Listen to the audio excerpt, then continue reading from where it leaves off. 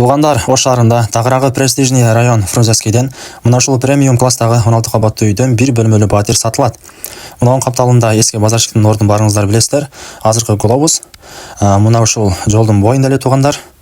Биринчи, экинчи кабаттары торговый центр болот. Сатылуучу батир жылойдон эсептегенде 9 кабатта туғандар. Туғандар, эшикти ачып эле киргениңиздерде мына ушундай чоң коридор болот. Караңыздар, коридор. Бул жакка эки эшик, бул жагы залы, бул жагы ашканасы. Ал эми бул жакта, оң жакта болсо санузел. Караңыздар. Санузел. Үчкө где-то 2 чыгып калат экен. Так, туғандар, техпаспорту бар. Жалпы аянты 52-20 метр квадрат. Көрдүңүздөр? Бул жагы неме?